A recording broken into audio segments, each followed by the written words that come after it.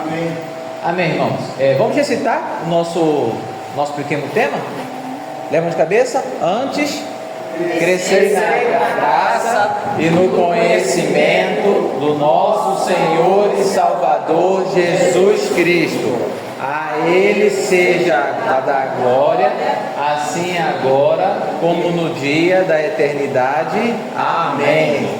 Faltou aí, 2 Pedro 3, 18. Ficou meio pegajoso. É isso aí. Irmãos, vamos lá, aula 7. Nós estamos no capítulo 4 de Hebreus. E a partir do capítulo da semana que vem, o negócio começa a dar uma engrenada legal. O capítulo 5, 6 e 7, para mim, é o coração da carta de Hebreus. É quando ele amarra tudo lá do Velho Testamento. Aí depois tem mais alguns capítulos, né? Acho que até o 13. O autor falou de outras coisas, mas o suprassumo está nesses capítulos. Vamos fazer uma recapitulação do que a gente já falou até agora, para a gente entender a linha de raciocínio de quem escreveu Hebreus. O capítulo 1, Cristo é superior aos anjos. Um resumo do capítulo 1. Capítulo 2, Cristo se torna um homem para nos salvar. Capítulo 3, Cristo ele é superior a Moisés e exige fidelidade. Mega resumo, né? E o capítulo 4, que é o que a gente vai falar hoje, Cristo nos conduz ao descanso e nos dá acesso a Deus. E aí semana que vem ele vai falar que Cristo é superior a Arão. Ele já falou que é superior aos anjos, que é superior a Moisés. Hoje ele vai falar um pouquinho que é superior a Josué e vai falar que é superior a Arão. E sendo superior a Arão, ele também é superior a tudo que Arão fazia. E o que Arão era? Sacerdote. O sacerdote sacrificava para ter o perdão dos pecados. Então a gente vai costurando aí a ideia do autor. Um resumo do capítulo 4. Eles ouviram, mas não creram, o povo de Israel. Por isso não entraram no descanso de Deus. O problema foi a incredulidade. A promessa ainda permanece, o descanso de Deus ainda está disponível, ele é recebido pela fé e obediência. A palavra de Deus revela o coração. Jesus é o sumo sacerdote perfeito e podemos nos aproximar de Deus com confiança. Basicamente é tudo isso que ele vai falar no capítulo 4. Recapitulaçãozinha, como a gente tinha comentado antes, a perseguição à igreja estava crescendo e os crentes judeus estavam sendo tentados a voltar para o judaísmo, a abandonar a fé e a voltar para o judaísmo. Só que a religião judaica ela era algo preparatório, algo provisório, algo simbólico. Por quê? A religião judaica ela era uma religião carregada de símbolos. A ovelha, o tabernáculo, tudo isso são símbolos do que viria. Quando Cristo veio, o judaísmo deveria ter se transformado em cristianismo. Idealmente veio o Messias que era prometido para os judeus. Então o certo seria que todos os judeus recebessem o Messias e todos os judeus poderia continuar se chamando judaísmo, não precisava mudar o nome, mas deveria ter havido essa conversão. O cristão é um judeu consumado, é um judeu que alcançou o propósito do judaísmo. Nós somos os verdadeiros filhos de Abraão, a igreja é o Israel de Deus. E aí eu coloquei 2 asteriscos, um nessa frase, a igreja é o Israel de Deus, e lá em cima, a religião judaica era preparatória, provisória e simbólica. Por quê? A gente vai ver isso melhor no Apocalipse, eu até tinha comentado com a irmã Mônica, mas a gente já vai ver um pouquinho disso hoje. A gente precisa entender bem qual a relação que nós temos com o judeu. Aonde que o judeu está no plano de Deus? O que é que Israel vale hoje em dia? Tem algum valor assim diferente da gente, Israel? Tem alguma diferença de um crente que é judeu e de um crente que não é judeu? Há alguma promessa especial para Israel? A gente precisa entender isso. E aí, nesse ponto, vão haver algumas visões diferentes dentro do Evangelho, dentro da igreja evangélica. Algumas denominações vão pegar visões diferentes. E até dentro da Igreja Batista a gente vai ter mais de um tipo de visão diferente. E muito de como a gente entende isso daí vai resvalar lá na nossa visão do Apocalipse. Porque de acordo, a gente vai ver nos próximos 3 slides, de acordo com o que você entende aqui, você vai entender lá. Existe um termo chamado chave hermenêutica. O que é isso? Hermenêutica tem a ver com a interpretação de um texto. A chave hermenêutica é uma espécie de óculos que você coloca, e de acordo com esse óculos que você coloca, tudo que você vê à luz daqueles óculos, porque aqueles óculos filtram o que você enxerga. Ninguém é completamente isento, ninguém vai ao texto completamente isento. A gente sempre vai já com algumas crenças pré-concebidas, isso aí é normal. O ideal era ir até o texto de maneira isenta, a gente não consegue. E aí esse entendimento sobre Israel vai fazer a gente entender uma coisa ou outra. Por exemplo, a gente comentou sobre a questão do calvinismo, sobre a questão do arminianismo. Para quem é calvinista, 100% calvinista, quando a pessoa lê um texto que, por exemplo, fala não fostes vós que escolhestes a mim, eu que escolhi é vós. Aí o cara fala, aí, calvinismo. Porque aquilo já está na cabeça dele. A pessoa nem precisa ler o contexto, porque ela já tem aquilo no coração. Quando a pessoa tem uma visão arminiana, quando ela lê só esse texto, ela vai falar, aqui ele está falando que não fostes vós que escolhestes a mim, mas eu escolhi a vós. Para quem ele está falando? Ele está falando para os discípulos, na ceia. Ele não está falando de escolher para a salvação, está escolhendo de escolher para ser discípulo. Não foram os discípulos que escolheram, que queriam ser apóstolos, Deus que chamou eles para ser apóstolos. Não está falando de um chamado para a salvação, mas é de um chamado para desempenhar uma função. Mas quando você já tem uma visão, você bate o olho, já pula uma resposta que pode não ser o que o texto está falando. Pode não ser o que o texto está falando. Entendeu? Mas vamos ver essas visões para a gente poder ter um norte. Tá? Comecei com essa? Está faltando uma. Ah, tá aqui, ele pulou. Peraí, não pule. É isso, primeiro. Teologia do pacto, aliancialismo. Muito famosa, porque a presbiteriana adota essa visão. É a visão do pastor Hernandes Dias Lopes, Augusto Nicodemos e muitos textos reformados. O que é que ela diz? O aliancismo ensina que Deus tem um único povo, redimido ao longo da história, governado por uma única aliança da graça. Então só existe uma aliança. Não tem esse papo de 2 alianças, nem de Novo e Velho Testamento, é uma aliança só. Só que essa aliança se manifesta de formas diferentes no Antigo e no Novo Testamento. Israel como nação étnica nunca foi o fim, mas era um tipo, um símbolo transitório que apontava para a igreja, que é o verdadeiro Israel espiritual. As promessas feitas a Israel, a terra, a descendência, o reino, são cumpridas espiritualmente na igreja hoje. Com relação à lei do Antigo Testamento, o aliancismo divide a lei em 3 partes. A lei moral, os 10 mandamentos, que é permanente e reflete o caráter de Deus, sendo vinculativa para os cristãos, ou seja, a lei moral ela ainda existe, ainda temos que guardar os 10 mandamentos hoje. A lei cerimonial, sacrifícios, festas, purezas, essa lei foi abolida por Cristo na cruz. E a lei civil, códigos políticos de Israel, que expirou com o fim do Estado teocrático de Israel. Então a lei se divide em 3: lei moral, lei cerimonial, lei civil. A lei civil acabou quando acabou o Estado de Israel. A lei cerimonial acabou quando Cristo cumpriu ela na cruz. A lei moral permanece até hoje. Então por isso devemos guardar os 10 mandamentos, porque a lei moral não foi abolida. Dessa forma, não há um futuro separado para o Israel ético, e a igreja herda espiritualmente as promessas, enquanto ainda guarda a obrigação moral da lei. A igreja substitui Israel no plano de Deus. Essa é a teologia do aliancismo ou teologia do pacto. Tem mais coisas, tá? Daí que eles vão justificar o batismo infantil. Tem mais coisas, mas isso é só um resumão. Dispensacionalismo.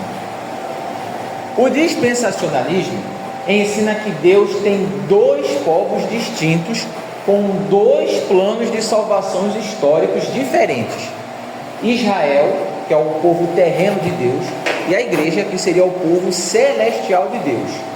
O reino messiânico foi oferecido a Israel quando Jesus prega lá, né? Arrependei-vos, porque é chegado o reino de Deus. Era o reino messiânico que ele estava oferecendo, e se Israel tivesse aceitado, o reino seria implantado ali. Mas Israel rejeitou, e com isso Deus interrompeu o seu relógio profético do Antigo Testamento e iniciou um parênteses não previsto, que é a era da igreja. Já ouviram a expressão Israel é o relógio de Deus, ou Israel é o relógio do mundo? É por causa disso daí. Jesus trouxe ali, falando, olha, arrependam-se que é chegado o reino de Deus. Como Israel rejeitou Jesus, então Deus parou o plano com Israel.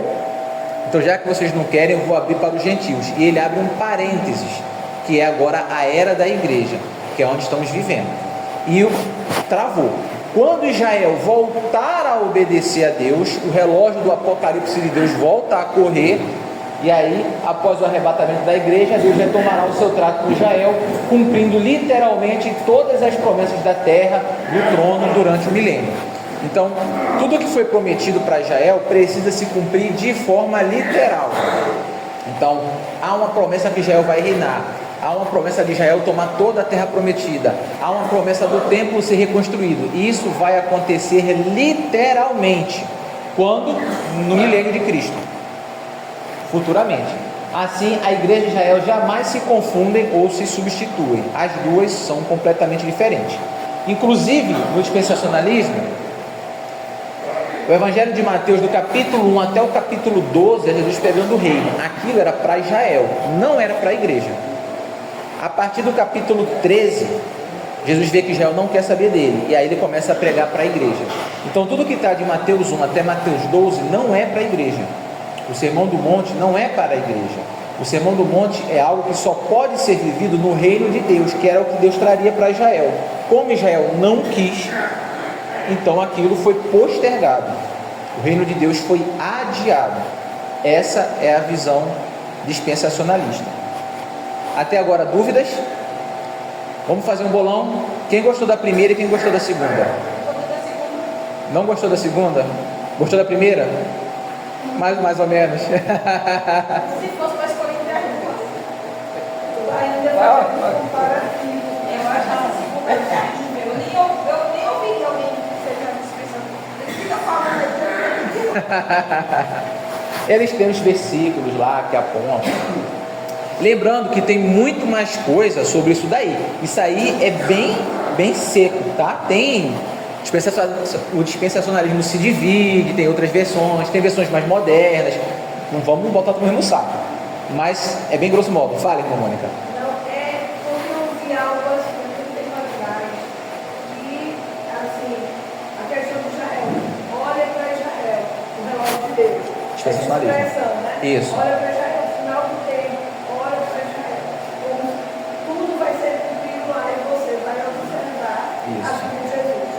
Era a visão. Então, essa visão. Dispensacionalista. Essa visão, ela é mais moderna. Ela ficou muito famosa por causa de uma Bíblia. Uma Bíblia, Bíblia comentada Scofield. Você talvez já tenha visto essa Bíblia daí. Uma Bíblia Scofield. É uma Bíbliazinha normal, Bíblia comentada. E os comentários dela são nessa visão. Então você lê o texto bíblico, embaixo tem um comentário. Os comentários puxam para aí. E aí acabou indo para esse lado. Então a escatologia aqui no Brasil, a ideia de apocalipse mais forte é a ideia dispensacionalista, que você vai ter o arrebatamento da igreja. Nem todo mundo crê em arrebatamento, nem todo crente crê em arrebatamento, ou pelo menos não no arrebatamento visível de Deus levar a igreja e o mundo continuar existindo sem os crentes. Nem todo mundo acredita nisso, e tem um motivo para nem todo mundo acreditar que Deus vai vir, vai buscar a igreja. Todos concordam. Agora, depois que ele busca a igreja, o mundo acaba, As pessoas continuam vivendo, o que é que vai acontecer? Então nem todo mundo concorda que Deus busca e leva.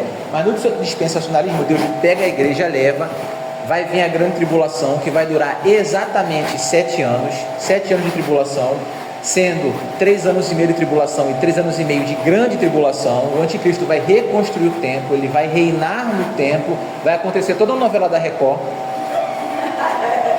A novela da Record segue o dispensacionalismo. No final, Jesus volta e Jesus inicia o que a novela da Record não mostrou, que é um reino de 1000 anos aqui na terra. Jesus na terra, reinando aqui com a gente 1000 anos. Depois desses 1000 anos, Satanás é solto, é enganado, e aí, exatamente, é o milênio. É o milênio. O dispensacionalista, ele vai por esse caminho daí. E aí, lá em Daniel, tem as 70 semanas de Daniel. E aí você vai contando as 70 semanas, e quase todo mundo concorda que Jesus, a morte de Jesus é na semana 69. Só que aí Israel negou a Cristo. E aí Deus parou o relógio de Deus, ficou faltando a 70ª semana. Essa semana de 7 dias, 7 anos. Que vai acontecer nos 7 anos. Quando Israel voltar, aí o relógio volta a correr, aí entram os 7 anos, que é o tempo do anticristo. Isso é dispensacionalismo, nem todo mundo concorda com isso. É mirabolante, eles têm um mapa fantástico. Que Deus é esse que faz, pega, para, e começa? Mas ó, faz um filme muito divertido. Faz um filme muito legal. Mas a gente no Apocalipse a gente vai ver tudo isso aí com mais calma. O objetivo não é esse agora, é só entender Israel e a igreja. E existem outros, tá? Não só tem esses 3 não, mas eu peguei só esses 3. Teologia da Nova Aliança é uma visão também. A teologia da Nova Aliança ensina que a Nova Aliança, Jeremias 31, instituída por Cristo, é o cumprimento final e superior de todas as alianças anteriores, tornando toda a aliança antiga obsoleta, incluindo os 10 mandamentos, como o código de aliança. Assim como a aliança... Então, vamos lá. A teologia da Nova Aliança, Cristo cumpriu tudo. Então, tudo que está para trás de Cristo está cumprido. A gente não precisa guardar os 10 mandamentos, a gente não precisa guardar nada da lei, porque tudo foi cumprido em Cristo. Assim como o aliancismo, ele vê que só há um povo, judeus e gentios crentes unidos em Cristo. Todos são juntos. Mas rejeita que as promessas de Israel sejam espiritualizadas para a igreja atual. Em vez disso, argumenta que as promessas da terra e reino eram tipos que apontam para uma realidade superior, uma nova criação. Então não é que se cumpre na igreja, mas se cumpre de maneira superior. Aponta no aliancismo, essas promessas elas se cumprem de maneira espiritual na igreja. É tudo espiritual, você não vê isso cumprido, é tudo espiritual. Na teologia da Nova Aliança, eles entendem que essas promessas, elas eram símbolos da Nova Aliança. Não que elas se cumprem de maneira espiritual, mas que elas são símbolos que se apontavam para a Nova Aliança. Quanto à lei, a teologia da Nova Aliança rejeita totalmente essa divisão tripartite do aliancismo. Para a Nova Aliança, a lei de Moisés é uma unidade divisível. Como a antiga aliança foi cancelada, os cristãos não estão sob nenhuma parte dela, mas sob a lei de Cristo. Então essa é uma visão diferente. Israel, recapitulando, no aliancismo, a igreja toma o lugar de Israel. A igreja substitui Israel. No dispensacionalismo, é Israel para lá, igreja para cá. Não se mistura. Na teologia da Nova Aliança, Israel e igreja fazem parte de um corpo só, mas a igreja não substitui Israel. As promessas de Israel, elas não se cumprem espiritualmente, mas elas apontam para a Nova Aliança. O aliancismo, ele vai te amarrar no amilenismo. Não acontece o milênio de Cristo. Não acontece o milênio. O dispensacionalismo, ele exige um milênio. Na teologia da Nova Aliança, você pode ter milênio ou não. Mas se você tem, não é porque Deus precisa cumprir promessas para Israel. Entenderam? É por outro motivo. Não porque Deus precisa cumprir promessas para Israel. Moral da história. O foco aqui não é a escatologia, é a igreja e Israel. O dispensacionalismo entende que Israel e a igreja são separados, que a igreja não era plano de Israel, que a igreja é um plano B. Não entendo que a Bíblia explique desse jeito, por vários motivos. Nesse ponto eu concordo com o aliancismo e com a teoria da nova aliança, que a igreja e Israel são um povo só. Mas também não entendo, como o aliancismo, que a igreja substitui Israel. Não acho que a igreja substitui Israel. E não posso concordar com a ideia da lei tripartida. Eu já ouvi muitos pregadores falando isso. Que o que foi abolido foi a lei cerimonial de Deus, não a lei moral. Se você ler o Antigo Testamento, não tem essa divisão de lei cerimonial e de lei moral. O Antigo Testamento só fala da lei do Senhor. Toda a lei, aí eu concordo com a teologia da nova aliança, toda a lei ela foi abolida em Cristo. Então essa ideia de que Deus só aboliu uma parte, a gente não guarda os 10 mandamentos. A gente não vive pelos 10 mandamentos. Não matarás, não roubarás, a gente não guarda isso. Tanto é que a gente não guarda o sábado e nem guarda o domingo, a gente não guarda dia nenhum, porque a gente não vive pela lei da antiga aliança. Agora, a gente não mata, a gente não rouba, etc. Porque na nova aliança Cristo também traz esses valores, entendeu? Você pode não adulterar, porque está escrito em Levíticos, não adulterarás, em Êxodo, ou você pode não adulterará, porque Jesus falou que isso é pecado, porque Hebreus fala que o leite sem mácula é venerável. Você pode não adulterar pelo motivo correto, ou não adulterar pelo motivo errado. Então a gente tem que saber o motivo correto. A gente não guarda os 10 mandamentos. Os 10 mandamentos passaram. Inclusive naquele podcast tem um episódio chamado Esqueça os 10 mandamentos, que é justamente a gente falando um pouco sobre isso daí, que a gente não guarda os 10 mandamentos. Então nesse ponto eu não concordo com o aliancismo, tá? Mas Jesus não disse que não veio para anular a lei? Exatamente. Então significa que a lei ainda é válida. Significa que a gente precisa olhar o capítulo 6 e 7 de Hebreus, para saber o que é que significa isso daí. É porque, olha só, Jesus em Mateus, ele fala assim, eu não vim abolir a lei.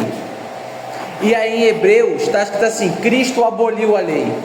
Aí a gente fala, ele fala que não veio abolir, mas ele aboliu. É quem falou que não veio abolir? Cristo. Que aboliu a lei? Cristo fala, eu não vim abolir a lei. Sim, aí Hebreus fala, Cristo aboliu a lei.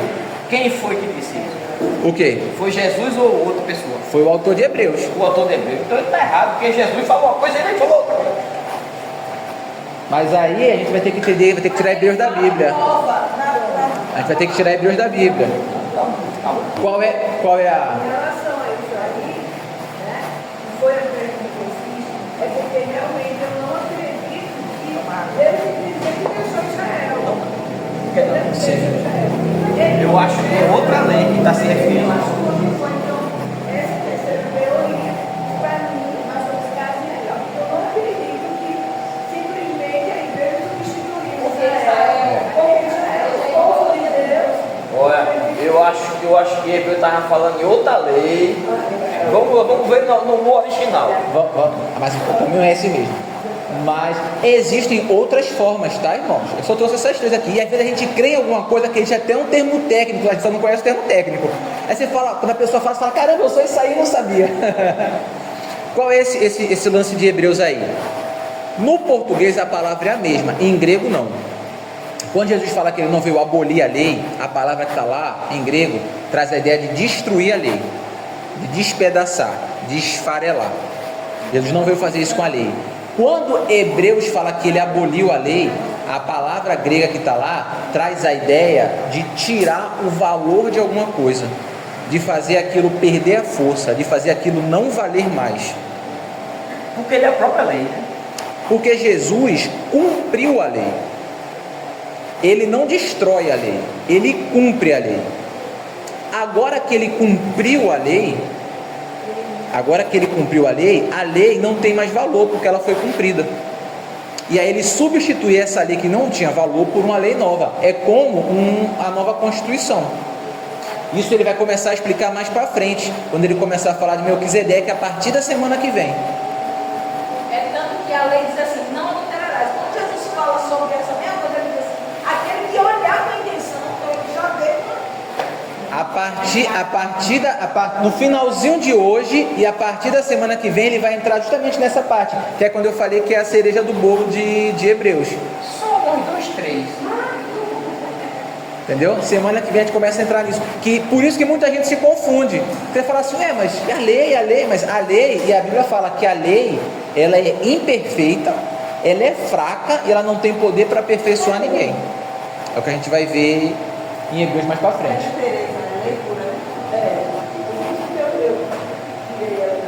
A lei é assim, se for mais de 3, aí o pecado é grande. Porque se É maior, né? a alegoria, mas Vai lá, se eu não cumprir uma delas, eu descobri. eu acho que é Tiago 2,10.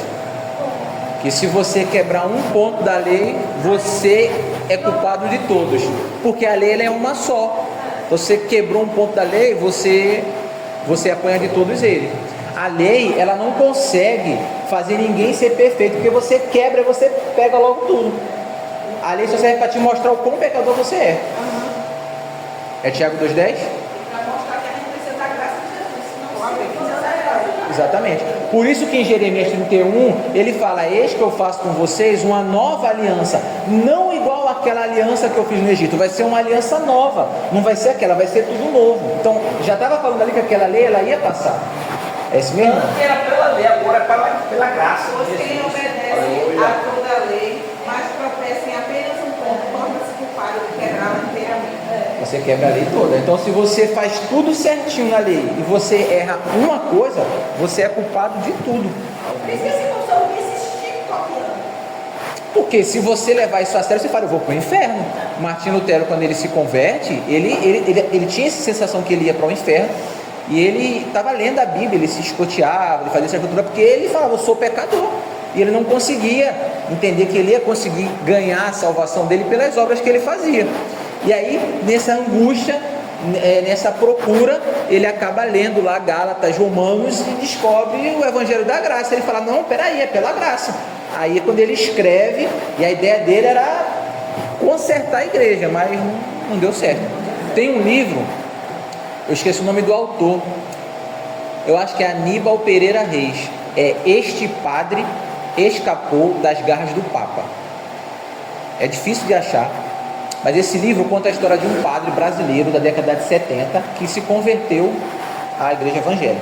Então ele conta a infância dele, como as coisas que ele viu na igreja católica, como foi o seminário dele, como ele virou padre, e as lutas internas que ele tinha, e termina a história com a conversão dele. É muito bonito, porque você vê ali, você conhece o coração de alguém que estava vivendo uma fé diferente. Ele conta o caso de um bispo que ele conheceu, ele acompanhou a morte do bispo, e o bispo na hora da morte dizia que estava indo para o inferno. Ele disse, eu sei que eu vou para o inferno. E o bispo estava desesperado, porque ele achava que ia para o inferno, porque ele tinha noção dos pecados, não tinha essa ideia de uma salvação pela graça, e achava que ia para o inferno, e estava desesperado, porque não sabia o que fazer para não ir para o inferno. E ele presenciou a morte desse bispo, e ele disse, meu Deus, se o bispo morreu e foi para o inferno, o que vai ser de mim que sou padre? Então é um livro muito legal, quem encontrar, uma pena que a Juerp faliu, que a Juerp publicava esses livros e tal, quem encontrar para ler, vale muito a pena. Talvez eu tenha ele em PDF, não sei, talvez eu tenha. Talvez eu tenha encontrado ele no seminário e tenha tirado cópia para mim, não sei, talvez. Mas vamos seguir. Vamos lá. Hebreus 4. Temamos, pois, verso 1. Temamos, pois, que porventura, deixada a promessa de entrar no seu repouso, pareça que algum de vós fica para trás. Vou correr por causa da hora. O que aconteceu com Israel deve servir de lição para a igreja. O que foi escrito tem um propósito de nos advertir para que não incorremos no mesmo erro. Rebelar-se contra a palavra de Cristo é agir como a geração de Moisés, é incorrer no mesmo pecado. O primeiro imperativo endereçado à igreja é temamos. A gente tem que ter esta preocupação de não ficar de fora dessa promessa. Temamos, pois, que porventura, deixada a promessa de entrar no seu repouso, pareça que algum de vós fica para trás. Que algum de vocês fique para trás e não entre no repouso. Então vamos ter essa preocupação de entrar nesse repouso de Deus. Puxa.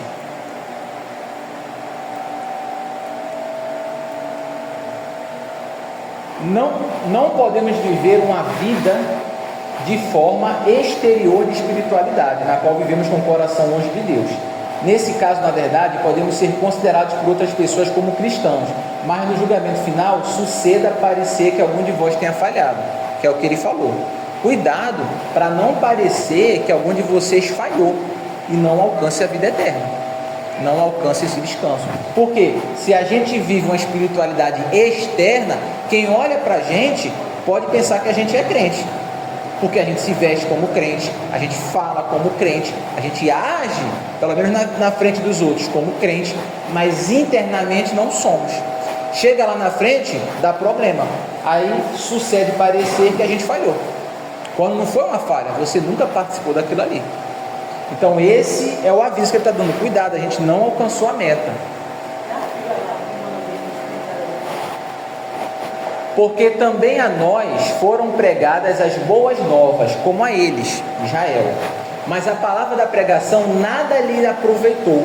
A pregação para Israel não aproveitou nada para eles, porquanto não estava misturada com a fé daqueles que ouviram. Porque nós, os que temos cridos, entramos no repouso. Tal como disse, assim jurei da minha ira que não entrarão no meu repouso, embora suas obras estivessem acabadas desde a fundação do mundo. Embora os israelitas tivessem ouvido a palavra de Deus, eles não acataram a sua mensagem, não serviu para eles, porque eles não creram nela. Eles resistiram a essa, por isso não entraram na terra prometida. Esse capítulo, ele vai chamar a atenção da gente contra a incredulidade. Eles ouviram a pregação, mas eles não creram em Deus. Por não crer em Deus, não entraram no descanso, que era a terra prometida. Porque não creram, porque eles resistiram. E aí tem alguns pontos. As boas novas de Israel não foram aproveitadas. O povo de Israel ouviu as boas novas, Deus falou com eles, eles ouviram a palavra de Deus, as maravilhas de Deus, mas rejeitaram por incredulidade. Tapar os ouvidos à voz de Deus produz um resultado desastroso. O que aconteceu no passado é advertência para a igreja hoje. Se nós taparmos os nossos ouvidos, se nós rejeitarmos a voz de Deus, não adianta a gente ouvir a pregação do Evangelho. Porque da mesma forma que Israel não entrou no descanso, chegou pertinho, saiu do Egito, mas não entrou em Canaã, nós podemos fazer a mesma coisa. A gente escuta o Evangelho, a gente está tão pertinho do reino de Deus, mas do lado de fora. Mas do lado de fora. Lá no Rio de Janeiro, tem uma barca que atravessa do Rio para Niterói. Então você chega lá, você paga a barca e atravessa. E quando você tem a catraca lá, fica com a luzinha verde. Você bota o seu cartãozinho, né? Seu bilhete único, seu vale transporte, e a catraca abre e você passa. E fica uma luzinha verde. Quando está dando o horário da barca chegar, aquela luzinha verde some e aparece um X vermelho. E ele começa a piscar. Quem está na rua de longe e vê aquele X vermelho, sabe que daqui a pouco vai acabar o tempo do embarque. Muitas vezes eu saía do trabalho e eu olhava e estava lá piscando vermelho, eu começava a correr. Eu ia correndo, e o X piscando, e você chegava, bota o cartão, quando você passa, ele fica vermelho. E aí quem veio atrás de você já não entra mais, porque já fechou o embarque. Muitas vezes eu corri quando eu estava chegando, quando eu cheguei para colocar, o X, acendeu o vermelho. Coloquei, ele não habilitou mais. E você vê que claramente a pessoa que acabou de passar na sua frente está a 2 passos de você, ele ainda vai andar pelo salão até a barca. Você fala, caramba, dá tempo, se eu der esse passo para dentro do portão, eu consigo entrar na barca. A barca não está saindo, mas acabou o tempo e eu estou de fora. Aí eu já passei com o colega, meu colega foi, eu fiquei e ele foi embora. Eu vi ele indo, entrou na barca, a barca foi embora e eu perdi porque o tempo havia acabado. Tão perto de embarcar, mas do lado de fora. É a mesma analogia. Não adianta se a gente não tiver fé. As boas novas à igreja precisam ser acompanhadas com fé. Ouvir as boas novas de Deus e não crer nelas implica a perda dos privilégios. Não adianta você ouvir se não crer. Agora um detalhe interessante. Note que o autor não usa o futuro, entraremos no descanso, mas ele usa o presente. Nós que cremos, nós que temos cridos, entramos no descanso. para mostrar que essa promessa de Deus, ela já tornou-se realidade na nossa vida. E aí quando a gente for falar de Apocalipse, nós vamos falar do conceito de reino de Deus. Se o reino de Deus é para agora, se o reino de Deus é para o futuro, se é para agora, se é para o futuro, se é para a terra, se é para o céu, se é para os dois, se é para agora, para o futuro, para a terra e para o céu. Porque pode ser só agora, ou pode ser só no futuro, ou pode ser nos dois. Ele pode ser só na terra, ele pode ser só no céu, ou pode ser nos dois. E aí tem gente que entende que é só para o futuro na terra, que é só agora, mas é no céu. Tem essas visões aí. Eu creio que nós já estamos usufruindo dos privilégios do reino de Deus. Então, pelo menos agora eu sei que tem na terra. Agora, se tem no céu, se tem no futuro, aí no Apocalipse. Vamos correr. E aí, o texto vai falar de 3 descansos. 3 descansos. O descanso da criação. O 7º dia é um símbolo do descanso prometido por Deus ao seu povo. Um descanso que não tem limite de tempo, pois é eterno. Então, sábado é o descanso. A palavra sábado, sabá, ela quer dizer descanso. Deus cria o mundo em 6 dias e no 7º dia ele descansa. E aí o nome do dia passou a ser descanso, que é sabá em inglês. Ele descansou em inglês, em hebraico. Ele descansou. Esse descanso dele é um símbolo do descanso que nós vamos ter. Há um outro descanso também, que era o descanso de Canaã. Josué foi incapaz de subjugar a terra inteira. O povo saiu do Egito e ia entrar em Canaã, mas o povo não conseguiu entrar na terra completamente, porquanto a promessa apontava para um descanso posterior a ser cumprido. Não é que, veja, Deus deu a vitória, Deus deu a terra e a vitória militar estava na mão de Josué, mas as tribos falharam em seus habitantes. Deus deu Canaã. Josué fez a parte dele, mas depois que ele morre, ele fala: tem muita terra para vocês conquistarem. E aí o povo fez o quê? Eu não, já conquistei meu pedacinho, tá bom. Mas a tua terra é daqui para lá, tu só vê esse pedacinho, não termina. Ah, não, vou ficar por aqui, tá bom. E aí o povo não quis conquistar toda a terra. É nessa parte que Caleb fala que ele, apesar da idade, Isso, é nessa. com vigor de quando recebeu a promessa. Ele ganhou uma montanha lá. Quando ele tinha 40 anos, ele estava com 80, ele falou: eu tenho 80 e estou com o mesmo lugar que quando eu tinha 40. Só que Josué morre, Caleb morre, essa geração morre, e a geração seguinte tinha que continuar conquistando a terra. Porque, por exemplo, vamos supor que Pitimbu é a nossa terra, aí a gente vai dormir no centro. Mas o pessoal fala: rapaz, daqui até a Cauã de vocês, tem um pessoal ali em Praia Azul, expulsa aquele pessoal. Ah, não, já estou com minha terrinha aqui. Foi isso que Israel fez. E aí Deus fala: porque vocês não expulsaram esse povo, eu vou deixar eles aí perturbando vocês. Então o descanso não foi completo. Não foi porque Deus falhou, mas o povo falhou. Então é um descanso incompleto. Aí mais uma voltando a falar do Apocalipse, né? Para a teologia do pacto e para o aliancismo e para a teologia da nova aliança, a terra prometida era uma sombra que apontava para a nova Jerusalém ou para a herança espiritual de Cristo. Nesse sentido, a conquista se cumpre na igreja e na consumação final. O aliancista vai entender que essa conquista da terra prometida, ela se cumpre espiritualmente. É você ter a vida eterna. Entendeu? Você não precisa ter a terra necessariamente. Já outras visões, como o dispensacionalismo, entende que essa conquista literal, porque Deus prometeu a terra, mas ela nunca foi totalmente cumprida. Ela precisa acontecer de forma literal. E precisa ser, isso vai acontecer no milênio. Tá? A teologia da nova aliança, ela entende que isso aponta para esse descanso, mas ela não descarta o milênio, só que ela não atrela o milênio a você ter que dar a terra. Entendeu? Pode ter o milênio, mas por outros motivos. A questão não é se vai ter ou não, é o motivo, se vai ter ou não. Minha irmã... Mas aí começam as perguntas, né? Começam as perguntas. Eu li um livro que meu irmão comprou para mim, sobre, o nome dele é A Justiça de Deus, eu acho. É do John Piper. É sobre Romanos, capítulo 9. O livro fala de 4 ou 5 versículos só de Romanos. Irmã, dessa grossura assim, é quase 500 páginas o livro, para falar de uns 4 versículos, é coisa de louco. O pastor deve ter visto no seminário aquela teologia sistemática, aquela do Wayne Grudem, mas deve ter visto, ó, a chapota do livro, enorme, para falar todas essas coisas. Aí isso aí é a escatologia que a gente vai ver depois. Eu tenho Vamos focar. de teologia sistemática, por favor, eu pedi. Tem 1650 páginas. Qual que a irmã tem?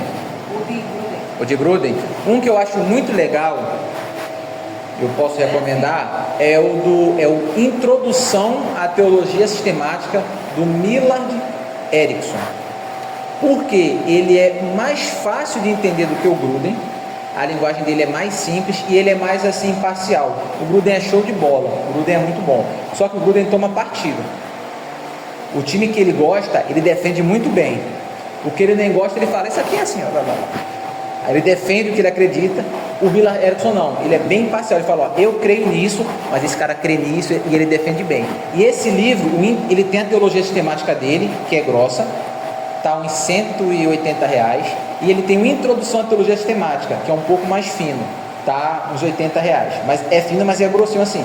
É um livro muito bom, porque ele vai bater em todos os temas ali da Bíblia, ele explica bem, explica claro, e ele é bem batista. Eu acho mais bacana do que o Gruden.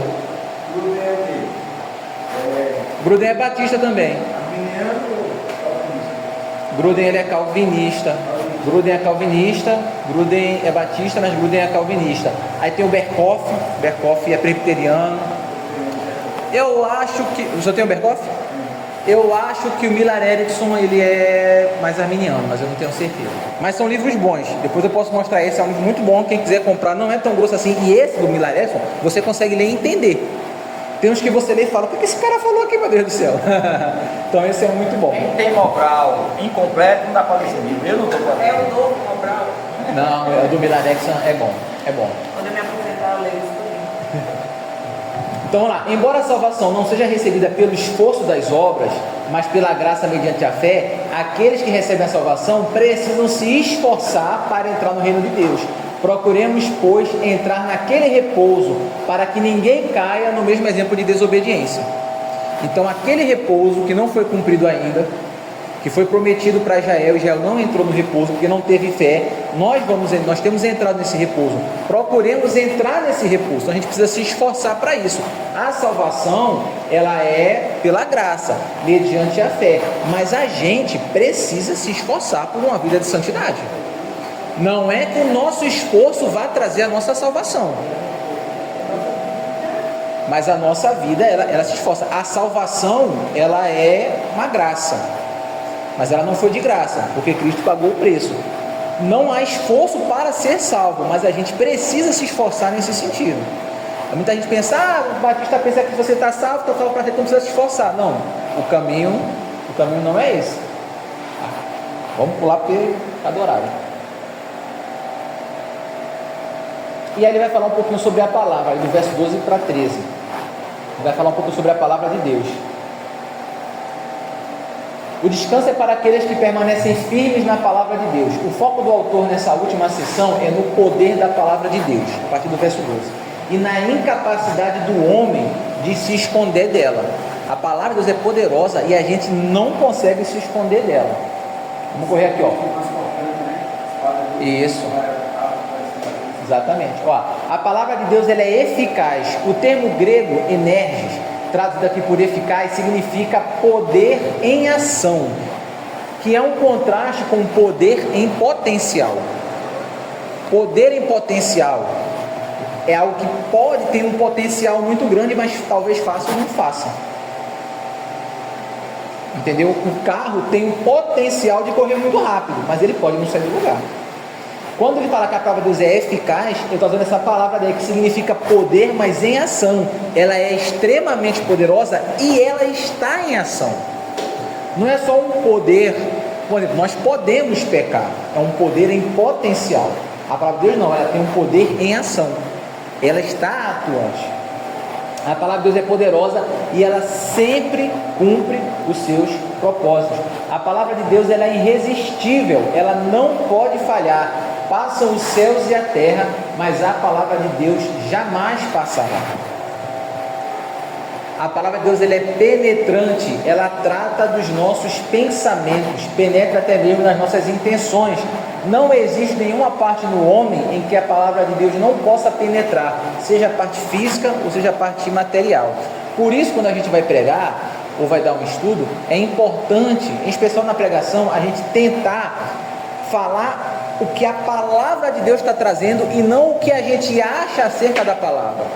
Às vezes a gente pensa que a gente tem algo para dizer mais importante do que está na palavra, e a gente traz as nossas opiniões e não aquilo que traz a palavra. Quanto mais palavra você puder colocar na sua pregação, no seu estudo, na sua aula, e menos de você puder colocar, melhor vai ser o material. Às vezes é muito contrário, às vezes você entra todinho ali e bota só um tempero assim de palavra, só para dar o gosto de palavra de Deus, entendeu? Mas é o contrário. O ser humano tem que, se possível, nem aparecer ali. A palavra de Deus, ela é discernidora. Nada fica escondido diante da sua sondagem. No julgamento final, todos devem prestar contas de si mesmos. Somente aqueles que estão no livro de Cristo Jesus ouvirão a palavra libertadora absolvida. A palavra de Deus, está ali no verso 4, verso 12, né? Ela vai trazer esse contraste com a gente. Porque a palavra de Deus, ela te mostra o pecado. E você, quando lê, você fala, eu estou errado. Você não tem para onde escorrer. Porque eu posso falar assim, você pensa isso, mas eu penso diferente. É a sua opinião e essa é a minha opinião. Opinião por opinião, não dá em nada. Mas quando a pessoa lê a palavra, ou quando ela ouve a palavra, ela não tem para onde escapar. Quando a Bíblia fala, todos pecaram e destituídos estão da glória de Deus, você não tem o que fazer, todos pecaram, não há um justo sequer. O que você vai fazer? Está escrito a palavra, não é a minha opinião, não sou eu que acho, é a palavra. Então ela é discernidora, ela é um raio-x. Quando a pessoa começa a ler a palavra, você parece que vai ficando transparente. Você começa a enxergar os seus podres todos. E aí você tem duas escolhas: ou você conserta a sua vida, ou você não conserta. Geralmente quem não quer consertar até abandona a leitura, pula fora, porque não aguenta ficar sendo confrontado com o seu erro. Por isso muitas igrejas acabam esvaziando, porque é uma igreja que prega a palavra, e aí aquela pregação vai de encontro à pessoa, ela vê que ela está toda errada, ela tem duas opções: ou eu me conserto ou não. Como eu não quero me consertar, eu também não vou ficar aqui, porque isso aqui está expondo constantemente o meu pecado. Mesmo que eu não fale, você fez isso, mas eu falo, quem faz isso está errado. E a pessoa fala, caramba, a pessoa não quer ficar ouvindo aquilo dali, porque aquilo vai acusando ela, ela sai e vai para um lugar onde a pregação vai ser melhor dentro do que ela acredita. Eu abro a igreja da universidade, que é o que mais tem. Se ela tiver um know-how, ela abre a igreja dela. Se não, ela procura uma igreja aberta que vai falar o que ela quer e vai ser feliz, ou o que pensa que vai ser feliz. Resumo: o descanso é a bênção maior e final que Deus tem para o seu povo. O descanso é dádiva de Deus e não resultado dos nossos esforços. A fé em Jesus é a condição para entrarmos nesse descanso. Esse descanso começa nesse mundo. A única maneira de nos assegurarmos de que estamos no caminho certo desse repouso é permanecermos firmes na palavra de Deus. Qual a certeza que você tem que você vai para o céu? Você permanecer firme. Como é que eu sei que eu sou crente mesmo? Porque você está firme. Se você trabalha no meu tijolo, você fica assim, será que eu sou crente de verdade? Eu estou para cá. A certeza que você tem é você estar firme. É quem permanece ali até o fim, que verdadeiramente está convertido. E aí, irmãos, ele chega na parte final. O autor de Hebreus faz uma transição da palavra de Deus para o sumo sacerdote. É quando ele começa a entrar nesse assunto de Melquisedeque. Nos versículos anteriores, ele deixou os leitores conscientes do julgamento divino. Agora assegura-lhes que, apesar de Jesus vir na consumação de todas as coisas como juiz, agora ele é o nosso advogado, o nosso intercessor e o nosso sumo sacerdote. A apresentação do sumo sacerdote, verso 4:14. Ele é grande. Jesus é maior que os profetas, que os anjos, que Moisés, que Josué, porque Josué não conseguiu fazer o povo entrar no descanso, porque Josué morreu e o povo desistiu. Não foi culpa dele, né? Ele fez a parte dele, mas ele morreu e o povo parou. Então ele é maior que Josué e é maior também que Arão. O conceito de sumo sacerdote acha plena concretização em Cristo Jesus. Porque o sumo sacerdote, ele uma vez por ano, ele entrava lá dentro para poder fazer a propiciação, no dia do perdão. Jesus não entrou diante da arca, Jesus entrou no céu. Então ele esteve ali diante de Deus, não diante de uma imagem, mas ele foi diante do real. Os sacerdotes precisavam fazer sempre, Jesus precisou fazer apenas uma vez. E aí ele vai repetir algumas coisas, né? Que ele é homem e é Deus, portanto, por ser homem, Jesus pode nos compreender e nos representar. Por ser Deus, ele pode fazer um sacrifício completo e cabal em favor de todos aqueles que o Pai lhe deu. A gente tinha comentado, o nosso pecado é contra Deus, um ser infinito, um ser eterno. Como é que eu vou pagar por um crime contra um ser eterno? Por mais que eu morra, eu não sou eterno, então eu não tenho o valor de um ser eterno. Se eu passar a eternidade queimando, eu não vou pagar a ofensa que eu fiz a um ser eterno. Para pagar a ofensa feita a um ser eterno, só um ser eterno. Porque Jesus é eterno, Jesus tem esse valor eterno. Então a morte dele zera essa conta. A minha morte não zera. Por isso que não faz sentido as pessoas irem para o inferno, passarem um tempo queimando e depois serem destruídas. Elas vão ficar queimando até pagar os pecados, depois vão ser destruídas. Porque nunca vai acabar, elas não vão conseguir pagar os pecados. E se elas conseguissem pagar os pecados no inferno, não tinha para que destruir, era só botar no céu. Já pagou os pecados, não está devendo mais nada. E se dava para pagar o pecado no inferno, Jesus não precisava vir, ele não era o único caminho. Deixa esse povo que pecou ir para o inferno, vão passar um tempo tostando, depois a gente salva todo mundo e sobe. Eu vou sofrer? Não. Ó pessoal, peque pouco para não passar muito tempo no inferno. Quem pecou pouco, passa pouco tempo. Quem pecou muito, passa muito tempo. No final, sobe todo mundo. Então, não fez com a teologia da Bíblia. O inferno ele é eterno, porque você nunca vai conseguir pagar a sua dívida. Jesus, como sumo sacerdote, consegue se compadecer de nossas fraquezas. Jesus triunfou sobre as nossas tentações. Ele repete algumas coisas do capítulo anterior. Temos livre acesso ao trono da graça. Olha que interessante. Ao lado dele, do Pai, está o herdeiro, que intercederá a nosso favor, dizendo: Pai, este me pertence, pode atendê-lo, pode estender o cetro da graça, porque eu morri por ele, sofri por ele, eu o entendo e o conheço e sei o que ele está passando. Pai, conceda-lhe a graça que ele está pedindo. É o que a Bíblia fala, como temos Jesus como intercessor. E aí, olha só, eu pulei, né, eu teria ido antes. Durante os tempos bíblicos, só uma pessoa tinha permissão de entrar na presença do rei sem ser convidado, que era o filho primogênito e o herdeiro do trono. Ninguém podia entrar diante do rei sem ser convidado. O rei convidava você para entrar. Se ele não te convidou, você não pode entrar. Daí o medo de Esther, de entrar no rei sem ser convidada, que ela podia morrer. A única pessoa que tinha livre acesso ao trono era o filho primogênito. E quem é o primogênito? Quem é o primogênito do Pai? Jesus. E ele está lá para quê? Para falar em meu nome. Para falar assim: ó Pai, esse aqui, ó, morri por ele. E aí nós temos esse acesso. Vou pular aqui, mas depois os irmãos de lerem em casa, porque tem muita coisa bacana aqui. Cadê?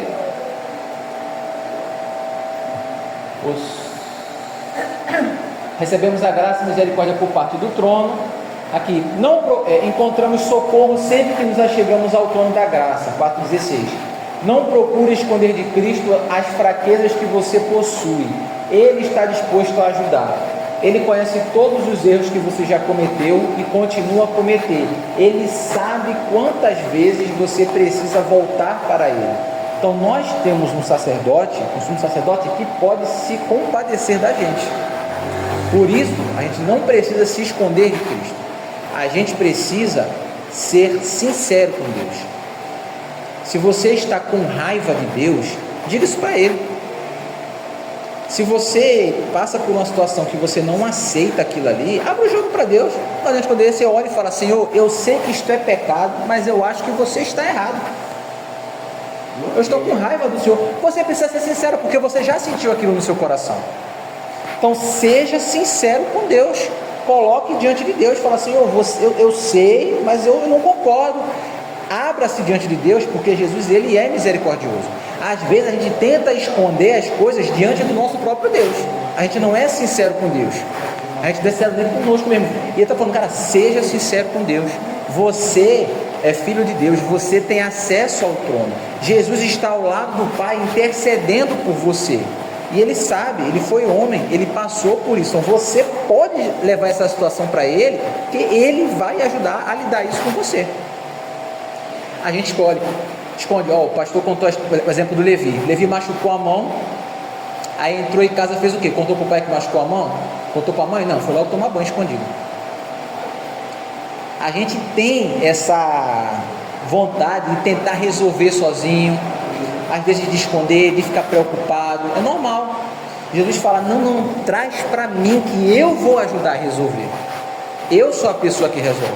Então a gente precisa trazer isso para a nossa vida. Irmãos, foi meio corrido porque a gente gastou muito tempo lá em cima no dispensacionalismo e tal, mas depois eu vou mandar os irmãos leiam um pouquinho com calma, leiam um capítulo, né? É bom ler o capítulo e lendo o slide com o capítulo que os irmãos vão acompanhando mais em casa.